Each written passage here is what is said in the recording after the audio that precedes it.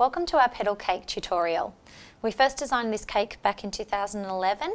It was created after our begonia cupcakes were so popular, and now we've turned it into a cake. What you're going to need is a thick crumb coat on we've used a vanilla cake here, anything nice and light and fluffy to go with your buttercream.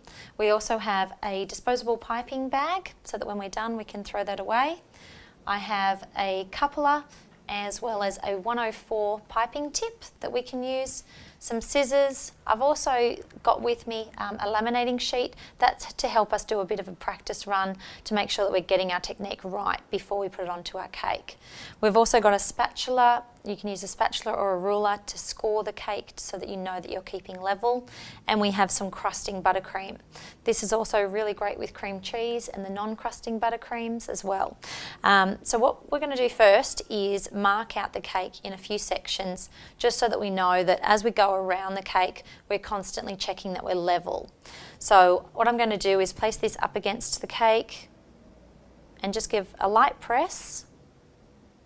Just in a few sections. It just helps you to stay on track. There we go. So now we know what straight is. We're going to fill our piping bag. The first thing we're going to do is unscrew our cupola. These are not crucial, you don't have to have one, but it does help you to not burst your bag as you pipe, and it means that you can clean your tip if you need to in between. So we're going to insert the first part of the cupola as far into the piping bag as we can. Then we're going to release it, drop it down a bit. We know how high it goes up. Cut that excess away and then push this up as far as it will go. Place our 104 piping tip on and then we're going to fill our bag. There, push it all down. Make sure it's going. Okay, so the first thing we want to do is cover how you hold your piping bag. The most common way is to pinch it, rotate it a couple of times, and you're ready to go. Some people curve this over if that feels more comfortable. The other option that I'm going to be using today is to actually flatten out your piping bag, wrap it around your index finger, up and through. Now when we're doing our petals, we want to make sure that we always have the large part of our teardrop shape at the base. So if we're holding it up nice and high, you can see that the wider bit is at the bottom and the smaller bit is at the top. So we're going to do a bit of a practice run before we get onto our cake so that we know the action and the movement that we're doing. So I have a laminating sheet, that way I can just wipe it off and clean it up later. What we're going to do is place your hand down on a slight angle. You don't want to be up directly above your piping. You just want to be over to the side and you have the large end of your teardrop shape touching the surface. Then we're going to kick it out to the side and back around, and you're basically creating what looks like a little teardrop. I'm going to turn that around to see, and basically that's the shape that we're going to be creating. And we're just going to layer them, working from the bottom. Even though the cake itself, it looks as though it's working from the top down, we're actually tucking behind each time. So we're coming behind, squeezing with a little bit of pressure, up and then back down. Up and back down. And it's really like waves of the ocean. You can feel your hand moving in this sort of direction, going up and around. We've got a row done. I'll spin that around and we can see that even though it looks like it's working from the top down, it's actually tucking underneath. Now our next row, we want to hide all those fuzzies that we have on our edge. So we're going to start only over by about ½ an inch or so, or about a centimetre, so that your next row overlaps the beginning of your first. I try to keep them lined up so that you have the exact same amount of petals in every single row. That's also really important if you want to create an ombre effect where you're slowly going from darker up to lighter, because then you know that you can do a certain section in one colour and then fade it out as you work up. I'm going to come up to the side of the cake, resting along the bottom. Make sure that the big end is touching the surface. Squeeze up and around, tucking behind as you go. And make sure that your last one actually goes over the top of your cake. That way you won't be left with a bit that's missing right along the edge. We want to hide the edge and then we'll spread the top out to meet. So now we're going to come along and do another row. We're going to squeeze, going up and down, trying to keep them lined up with the one next to it, and making sure that your piping tip isn't pressed too hard against the side of the cake.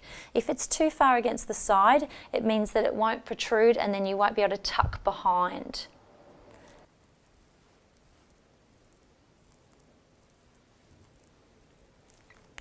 And you can see how we're nearing the end here. We have our line so that we can see that we're staying straight. It looks as though we only have around 2 more to go and then we'll be all done.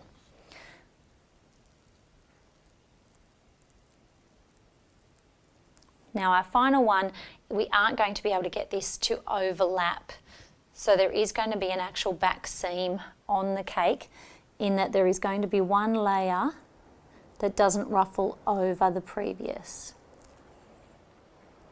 But for most people, you can't even see it all. But we know that that's our back. So I'm going to place this to here and we're going to work on the top. Now the top we want to look like a flourishing flower. I've got one here that we've already done and you can see that on top it's got a beautiful array of hundreds of petals. So now we're going to start by just going up and down, working our way around the cake. We're going to do an entire row. Don't be tempted to do a bunch at a time and get that movement. It's not the same as the ruffle cake on top. You want each individual petal to be noticed and to be completely on its own. This is one of those times when it's really handy to have a turntable so you can keep spinning. Just up and down movements. You can see there's not much turn of the wrist, but it's just a little wave motion. So now we have our first layer completely done and it's reasonably flat. And the reason why we've done that is that we want it to join up with the seam here from the sides coming up and the top going over. Make sure that your piping tip is remaining nice and clean. Secure your piping bag. Doesn't matter where you started or where you stopped because you're stopping after each one. So there is no beginning and no end. I like to overlay them so that they're not completely lined up. So start your first one on the seam mark just to space it out a little bit.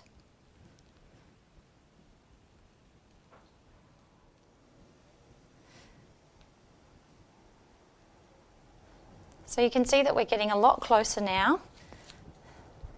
And you'll also start to notice that I'm bringing my piping tip back and it's becoming more upright as I go.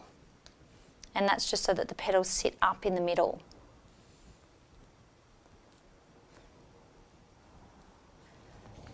Constantly check your bag, make sure it's comfortable, make sure you don't have any fuzzies. We're going to do one more row and then we're going to do a quick lift one in the middle. So do your last row and just concentrate on where they are.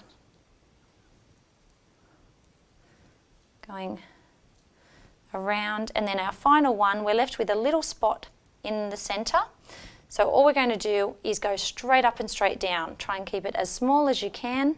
Find a nice angle to fill it and nice and up and down, and that's it. So now we can have a look and we can see that we've done all of our side, we've done our top, and it's ready to enjoy. It's a beautiful petal cake and I hope you enjoy making it.